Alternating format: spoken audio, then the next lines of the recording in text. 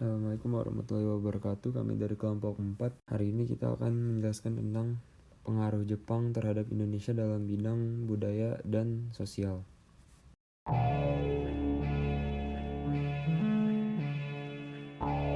Tokoh-tokoh Indonesia yang terlibat dalam berkarya seni pada masa penjajahan Jepang. Yang pertama ada Avandi Kusuma.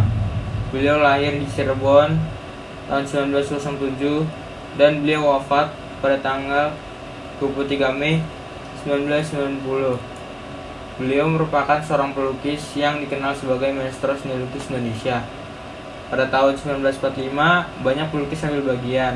Gerbong-gerbong kereta dan tembok-tembok ditulisi kata-kata merdeka atau mati. Saat itulah Avandi mendapat tugas membuat poster yang merupakan ide Soekarno itu menggambarkan seseorang yang dirantai tetapi rantainya sudah putus. Yang kedua ada Shindo Darsono Sujojo, lahir di Kisaran, Sumatera Utara pada tahun 1913 dan beliau wafat pada tanggal 25 Maret 1985 di Jakarta. Beliau merupakan pelukis legendaris di Indonesia. Pada tahun 37 ia ikut pameran bersama pelukis Eropa di Bataviase Kunstkring, Jakarta. Ini merupakan titik awal namanya dikenal sebagai pelukis. Pada tahun tersebut ia menjadi pionir mendirikan Persatuan Ahli Gambar Indonesia Persagi. Yang ketiga ada Hendra Gunawan, lahir di Bandung pada tanggal 11 Juni 1918 dan meninggal di Bali pada tanggal 17 Juli 1983. Beliau merupakan seorang pelukis dan pematung. Pada tahun 1938, Hendra Gunawan belajar membuat patung secara otodidak. Selama zaman Jepang, beliau aktif membimbing para pemuda yang berminat kepada seni lukis dan seni patung. Tokoh Jepang yang ikut ambil bagian adalah Ono Saseo. Ia merupakan seorang kartunis yang masanya di tahun 1920-an. Turut diterpa gelombang nasionalisme Jepang di tahun 1930-an. Hingga gambar-gambar yang ia hasilkan mempunyai nilai-nilai politis. Majalah menjalankan peran penting dalam politik propaganda Jepang dan memperlihatkan sebuah bentuk propaganda positif, tidak membuat berita bohong. Misi propaganda ini adalah membuat pergaulan dalam dunia baru antara Indonesia dan Jepang, sehingga pendekatan komunikasi visual lebih banyak dilakukan melalui karya-karya fotografi maupun ilustrasi. Dan ini berkaitan langsung pada penduduk Indonesia karena sebagian besar penduduk Indonesia masih menyandang buta huruf pada masa tersebut. Pada masa penjajahan Belanda, seni melukis meroket. Karena pemerintahan Heren ke-18 membuat peraturan kepada semua yang melakukan ekspedisi pelayaran ke Indonesia agar harus menyertakan pelukis atau juru gambar yang tugasnya itu untuk menggambarkan suasana dan melaporkan apa yang dilihat di Indonesia. Para pelukis itu kemudian mengembangkan kreativitasnya dalam melukis. Pada masa awal-awal penjajahan abad ke-19, tidak banyak rakyat Indonesia yang terpengaruhi oleh ini. Sebab walaupun banyak pelukis yang mengikuti ekspedisi, hasil karyanya jarang diperlihatkan kepada pribumi. Tapi ada juga beberapa pelukis ternama. Salah satunya yaitu Raden Saleh, atau juga sering disebut sebagai pelukis modern pertama yang ada di Indonesia. Raden Saleh ini juga berasal dari keluarga yang mulia. Dia diajarkan di Bogor oleh seniman Belgia bernama A.J. Payen. Maka dari itu, jumlah seniman Indonesia pada masa ini hanya sedikit, karena yang bisa belajar saja hanya dari kalangan atas. Kebanyakan pelukis Belanda pada masa itu mengikuti aliran seni lukis Mooi Indie. Mooi Indie atau Hindia Elok adalah aliran seni lukis yang berkembang di Hindia Belanda. Pada abad ke-19, seniman Belanda dan Eropa pada saat itu hanya melukis lukisan yang menggambarkan keindahan alam Hindia Belanda, yang dengan tujuan menggencarkan daya tarik pariwisata. Kemudian pada abad ke-20, S. Suyono mempopulerkan Mooi Indie dengan menggambarkan pemandangan yang damai, surgawi, dan romantik. Pada tahun 1935, di Bandung muncul kelompok pelukis yang dipimpin oleh Avandi dengan nama Kelompok 5, dengan beranggotakan Hendra Gunawan, Wahdi, Sudarso, dan Barli. Mereka belajar secara otodidak dengan cara melukis bersama dengan praktik menggambar langsung tanpa berbekal pengetahuan tentang anatomi maupun teknik melukis. Mereka biasanya melukis spanduk, poster, dan iklan film, yang dimana hasil karya mereka itu mendapat banyak peminat. Hal itu menjadikan awal perkembangan seni lukis modern di Indonesia. Pengaruh dari kelompok 5 itu menggelegar sampai pada tahun 1937, yang dimana pada masa itu terbentuklah kelompok pelukis dengan nama Peragi atau Persatuan Ahli Gambar Indonesia, yang dimana keberadaan Peragi itu dipertahankan sampai Jepang menguasai Indonesia pada tahun 1942. Pemerintahan Jepang menjalankan beragam taktik guna memobilisasi manusia dan sumber daya alam bagi kampanye militernya dalam skala yang tidak pernah terjadi sebelumnya dalam sejarah Jepang. Organisasi kedaerahan, asosiasi profesi, dan unit-unit baru yang memungkinkan mobilisasi bantuan dan keterlibatan warga dalam perang didirikan. Seni juga dilibatkan dalam proyek ini. Proyek propaganda Jepang yang pertama adalah 3A. Yang pertama adalah Jepang Pemimpin Asia, kedua adalah Jepang Pelindung Asia, dan yang terakhir adalah Jepang Cahaya Asia. Jepang juga membentuk departemen propaganda yang bernama Sendenbu, dan kemudian terakhirlah organisasi propaganda lainnya yang terbuat lebih khusus, yang bergerak melalui radio, film, surat kabar, dan seni, yang menyusul dibentuk. Beberapa di antaranya adalah Jawa Hosokan Rikoru atau Biro Pengawas Siaran Jawa, ada juga Jawa Shinbunkai atau Perusahaan Surat Kabar Jawa. Ada lagi Nihon Eigasha Nichie atau perusahaan film Jepang, dan Jawa Enggeki Kyokai atau Perserikatan Usaha Sandiwara Jawa. Dua organisasi lain dengan skala mobilisasi yang lebih luas dibentuk pada 1943. Yang pertama yaitu PURA atau Pusat Tenaga Rakyat, dan kedua Keimin Bunka Shidosho atau Institut Pemandu Pendidikan dan Budaya Rakyat, atau juga disebut sebagai pusat kebudayaan. Di pusat kebudayaan tadi, Jepang juga menyediakan cat minyak, kanvas, studio, dan bahkan model secara cuma-cuma bagi yang mau belajar dan seniman Indonesia yang bergabung dengan proyek propaganda Jepang. Bahkan pemerintahan kolonial Jepang sendiri sering menyelenggarakan kursus melukis di berbagai tempat di kota. Sedangkan pada masa penjajahan Belanda dulu, hanya para seniman dan kelompok yang memiliki status yang tinggi atau yang memiliki keluarga yang mulia yang bisa mendapatkan fasilitas tersebut. Akibatnya, banyak seniman yang terlahir pada masa penjajahan Jepang ini dibandingkan pada masa Belanda yang dulu.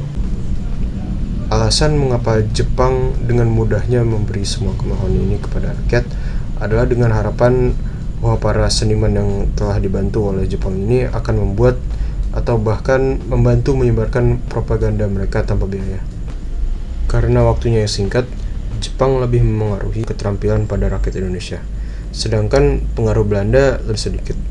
Perbedaannya juga bisa dilihat dari karya seni yang terciptakan. Pada masa Belanda, banyak hasil lukis yang ada pada masa itu lebih mengarah ke alam, lokasi, dan laporan. Karena pemerintahan kolonial Belanda yang bersifat membatasi dan moai Indian tadi. Semua ini menandakan bahwa tujuan Belanda itu di Indonesia hanya untuk menetap dan untuk liburan.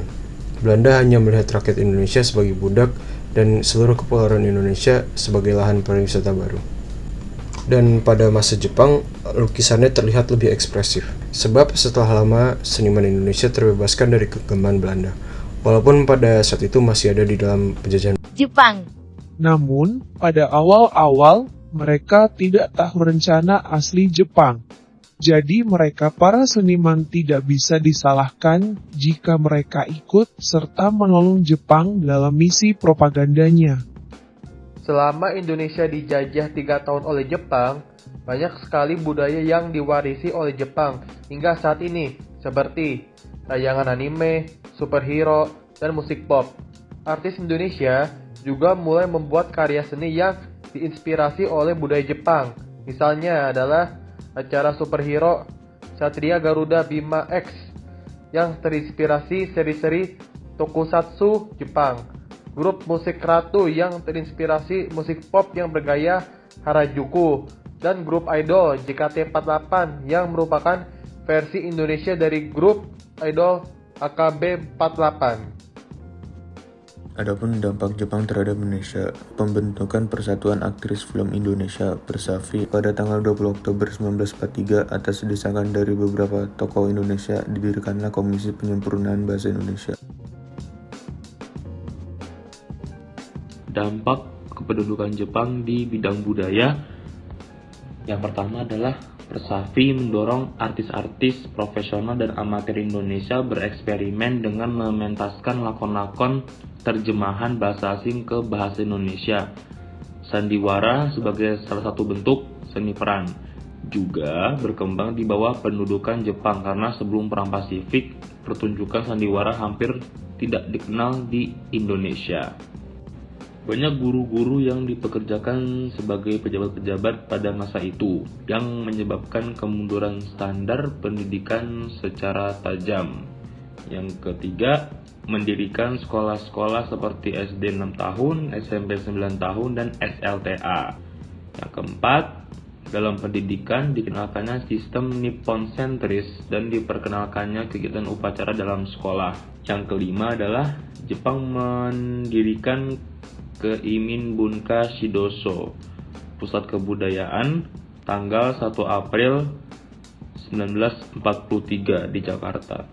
Fungsi lembaga ini yaitu mewadahi aktivitas budayawan Indonesia. Yang keenam adalah kebudayaan justru mengalami peningkatan yang berarti.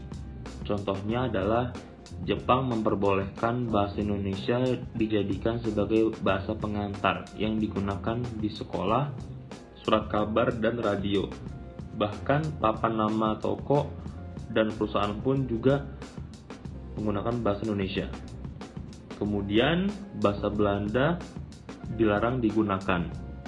Dan yang terakhir adalah meluasnya penggunaan bahasa Indonesia, kemudian mempertebal semangat kebangsaan. Selain bahasa Indonesia, seni sastra, seni musik, dan seni rupa pada masa kependudukan Jepang pun juga berkembang biak.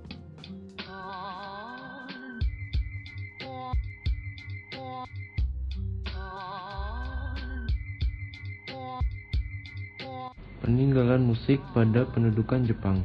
Di dalam dunia politik disebutkan bahwa fungsi musik adalah sebagai alat yang ampuh untuk propaganda dan agitasi politik. Lagu-lagu propaganda di masa pendudukan Jepang dan Revolusi Indonesia dikenal dengan istilah musik fungsional yang diciptakan untuk mencari dukungan politik. Salah satu contoh musik fungsional dalam sejarah musik dikenal musik yang berfungsi mengiringi peribadatan agama atau ritual, dan musik yang mengiringi tari sebagai sarana hiburan. Fungsi utama lagu-lagu propaganda adalah untuk menyebarluaskan opini bersifat simpel, tetapi implikasinya bersifat kompleks. Pandangan ini berkaitan dengan teori yang menyatakan bahwa lagu-lagu propaganda sebagai media komunikasi guna menyampaikan pesan tertentu kepada massa untuk mengimbangi kekuatan propaganda musuh di dalam ajang perang urat saraf. Sebagai sarana propaganda, kedudukan pemain dan peserta di dalam seni pertunjukan ini terlibat seluruhnya hingga disebut sebagai art of participation. Sistem pendidikan sewaktu penjajahan Jepang berbeda dengan sekarang kita rasakan.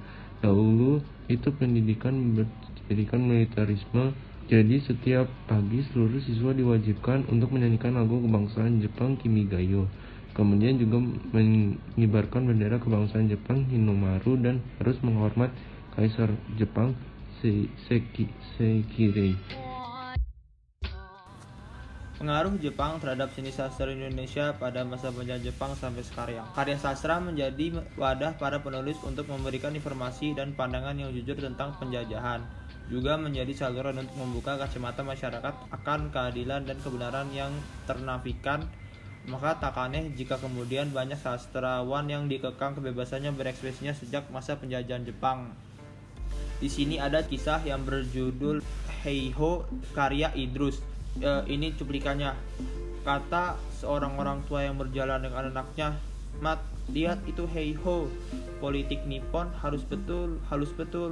Dicarinya orang-orang udik untuk menjadi heiho. Bersepatu saja ia belum pandai, jawab anaknya sambil tersenyum. Yah, bagaimana bisa bersepatu jika jari itu sudah berkembang-kembang seperti kerangka kipas terbuka? Orang tua itu tertawa dan katanya, dahulu Belanda orang terpelajar dan diberinya hati. Sekarang Nippon orang udik pintar juga Nippon. Sekarang Nippon orang udik pintar juga Nippon orang udik mudah diberi semangat. Seni drama Jepang yang mempengaruhi Indonesia jadi karena dulu perkembangan komputer sangat pesat di Jepang. Komputer itulah yang berhasil menciptakan film animasi atau TV drama Jepang yang amat digemari sampai masuk ke Indonesia pada tahun 90-an dan menjadi booming dan disiarkan di saluran dan televisi di Indonesia. Seperti film animasi yang berjudul Naruto, One Piece, Doraemon. Kenapa film animasi tersebut populer di Indonesia? Karena dulu sinetron tidak sebanyak sekarang dan biasanya berasal dari Brazil, Portugis, dan juga Spanyol. Sedangkan animasi yang ditayangkan kebanyakan dari Amerika dan bertema action. Sehingga begitu masuknya animasi Asia yang kebanyakan bertema love story, banyak orang yang merasa tertarik. Mulai saat itulah sinetron Jepang banyak ditayangkan di beberapa TV swasta. Akhirnya drama TV Jepang dan anime ini menjadi tren di kalangan anak muda. Jepang sedikit telah memberikan dampak terhadap banyaknya anak muda yang ingin mempelajari Jepang dan hal-hal yang berbau kejepangan.